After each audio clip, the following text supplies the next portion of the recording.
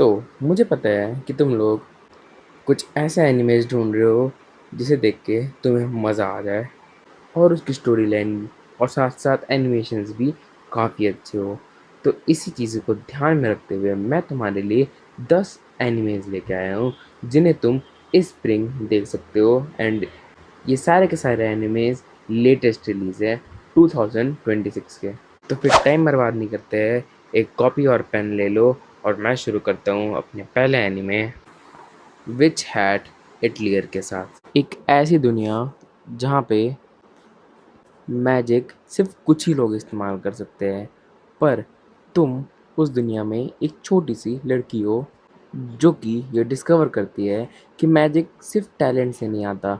अगर तुम्हें मैजिक करना है तो तुम्हें ड्राइंग करनी आनी चाहिए, क्योंकि इस वर्ल्ड में तुम मैजिक का इस्तेमाल ड्राइंग कर सकते हो। अब तुम्हें अपने सपनों को पूरा करने के लिए पूरी दुनिया में जितने लॉ ब्रेकर्स है उससे लड़ना पड़े। इवन इस जर्नी में तुम अपनी ही गलती के कारण अपनी मदर को भी खो दो। मैजिक का ये नया और आर्टिस्टिक वर्जन तुमने पहले कभी भी नहीं देखा होगा और इसके एनिमेशंस भी काफ़ी अच्छे हैं। इसके बाद अगर हम दूसरे एनिमे की बात करें तो उसका नाम है डायमंड्स ऑफ शैडो रेल्म। ये स्टोरी है यूरू और उसकी बहन की, जो एक बंद गांव में बड़े हुए। सब नॉर्मल था जब तक यूरू को पता नहीं चला कि उसके गांव की दीवारों के पीछे कुछ ऐसी चीज़ें हो रही है जो इंसानों को ख़त्म कर सकती है। एक दिन यूरू अपनी हिडन पावर्स को अनलॉक कर देता है जब उस पे एक मॉन्स्टर अटैक करता है। बट इस स्टोरी को तुम ईज़िली गुड वर्सेस सिंपल की स्टोरी मत समझ लेना, क्योंकि ये उससे काफ़ी ज़्यादा बढ़कर है। ये ब्लड वर्सेस मिस्ट्री की कहानी है और इसके क्रिएटर एफएमए हैं। तो इससे तुम अंदाज़ा लगा सकते हो कि इसके अंदर का जो प्लॉट ट्विस्ट होने वाला है वो कितना बढ़िया होने वाला है। मैं तुम्हें अब जो एनिमे सजेस्ट करने जा रहा हूँ उसे तुम में से काफ़ी लोगों ने देखा भी होगा। एंड मैं सजेस्ट करने जा रहा हूँ तुम्हें डी ज़ीरो का सीज़न 4, जो कि इसी साल आया है। मुझे पता है तुम में से काफ़ी लोगों ने इस सीरीज़ का नाम सुना होगा, पर मैं बता देता हूँ। इस एनिमे में सुबारू नाम का एक मेन कैरेक्टर है जिसके पास एक पावर है जिससे वो जब भी मरता है वो दोबारा ज़िंदा हो जाता है, मरने से कुछ समय पहले। पर ये चीज़ उसके लिए धीरे धीरे एक कर्स बन चुकी है और सीज़न 4 में वो एक ऐसे वॉच टावर में फंस गया है जहाँ हर कदम पर डेथ है।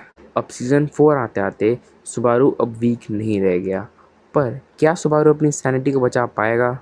अगर तुम्हें साइकोलॉजिकल थ्रिलर पसंद है तो ये सीज़न रीज़ीरो का तुम्हारे लिए है। इवन रीज़ीरो का पूरा एनिमे ही तुम्हारे लिए है। और अब मैं तुम्हारे सामने जो एनिमे की बात करने वाला हूँ वो एनिमे पढ़ के तुम्हारा दिमाग घूम जाएगा। ये एनिमे काफ़ी ज़्यादा इंटरेस्टिंग है। इसमें तलवारें तो नहीं होती, पर तलवारों की जगह यहाँ शब्द इस्तेमाल किए जाते हैं।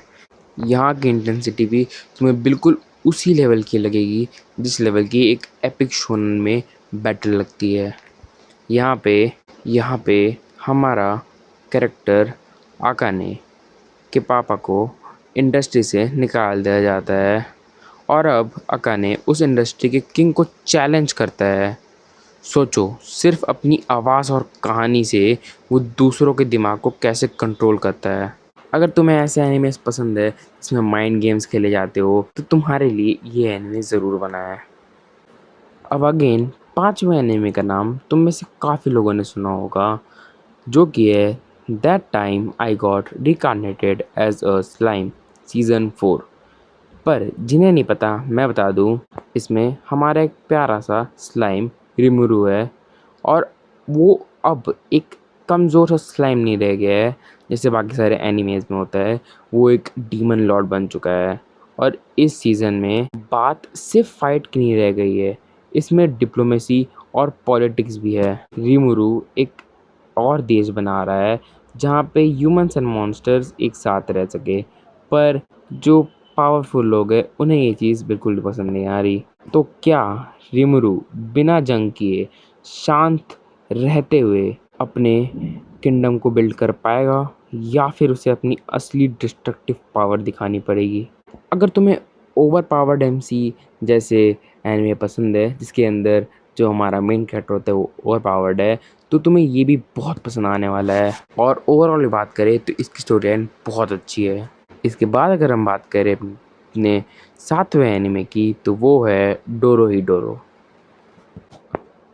Welcome back to the hole. एक ऐसी जगह जहाँ सॉर्सरर्स आम लोगों पर एक्सपेरिमेंट करते हैं। हमारा हीरो केमैन, जिसका सर एक लिजर्ड जैसा है, एंड उसे बिल्कुल भी नहीं है याद कि इसे उसके साथ किया किसने। केमैन के मुंह के अंदर एक आदमी छिपा हुआ है जो कि बताता है कौन असली मैजिशियन है। ये शो सिर्फ एक ड्रीम जैसा है। ये फनी है, वॉयलेंट है और इसमें पूरी तरीके से केओस है। अगर तुम वियर्ड एंड डार्क एनिमे पसंद करते हो तो इसे मिस बिल्कुल ही मत करना। इसके बाद अगर हम अपने 8वें नंबर पे आने वाले एनिमे की बात करें तो वो है हेल्स पैराडाइज। एक ऐसा आइलैंड जहाँ पे एग्जायर ऑफ लाइफ मिलता है, पर वहाँ से कोई जिंदा वापस नहीं आता। गाबी मारू, द हॉलो और सागिरी अब आइलैंड के कुछ ऐसे राज पता कर रहे हैं उस आइलैंड के, जो कि वो अपने सपने में भी नहीं सोच सकते थे। और हमारा गाबी मारू एक डेडली निंजा है, पर असली दिक्कत इस आइलैंड के गॉड्स है, जो कि असल में मॉन्स्टर्स है।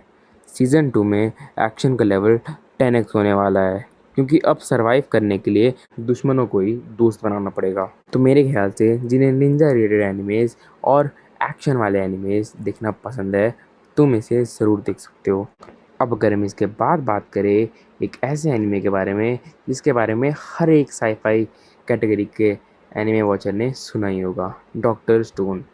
इसका नया सीज़न साइंस फ्यूचर आने वाला है एंड इसकी स्टोरी लाइन 3700 ईयर साल बाद ह्यूमैनिटी स्टोन एज में पहुंच गई थी, पर सेन गोकू ने साइंस के दम पर सब बदल दिया। अब ये फाइनल सफ़र है।